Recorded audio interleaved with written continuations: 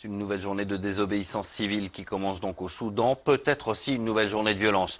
En une semaine, le bras de fer pour le pouvoir entre les civils et la junte militaire s'est traduit par la mort de 118 manifestants, 4 encore hier, selon le comité central des médecins soudanais. L'opposition appelle tous les habitants de Khartoum à rester chez eux, à ne pas aller travailler. Le point avec notre correspondant dans la région, Bastien Renouille.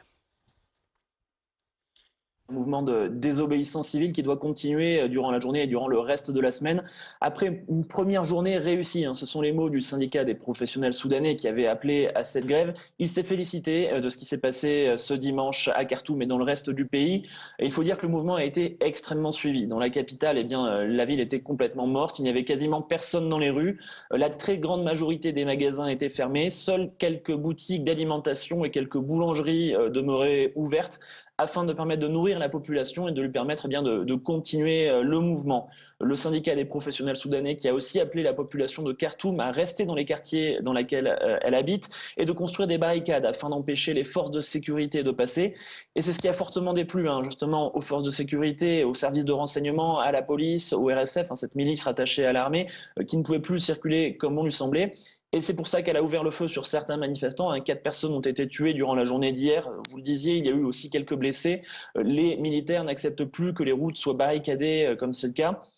Autre moyen de réprimer les manifestations et le mouvement, c'est l'arrestation des leaders du SPA, l'association des professionnels soudanais, mais aussi d'entreprises majeures, de responsables de l'aviation civile, des gens qui perturbent la vie quotidienne de Khartoum. Mais cela n'empêche pas le mouvement de continuer, malgré le haut nombre de blessés depuis lundi dernier, plus de 650 blessés et quasiment 120 personnes tuées selon l'association des médecins soudanais. Alors Bastien, pendant ce temps-là, où en sont les négociations entre civils et militaires pour le partage du pouvoir? Eh bien, elles sont pour l'instant à l'arrêt, c'est un statu quo et il est difficile d'imaginer qu'elles puissent de nouveau progresser. Pourtant, Abiy Ahmed, le Premier ministre éthiopien, est bienvenu en fin de semaine dernière à Khartoum afin d'effectuer une médiation entre militaires et civils. De sa rencontre avec les militaires, on ne sait pas exactement ce qui s'est passé, très peu de choses ont fuité. En revanche, de sa rencontre avec les civils, on en sait un peu plus. Les civils qui ont effectué six demandes principales, parmi lesquelles notamment le retrait des troupes des rues de la capitale. Ils ont promis à Abiy Ahmed bien qu'ils ne négocieraient pas avec les militaires tant que ces 6 demandes tant que les militaires n'auraient pas répondu à ces 6 demandes. Eh bien, les militaires ont refusé en un seul bloc. Ils refusent de se retirer des rues de la capitale.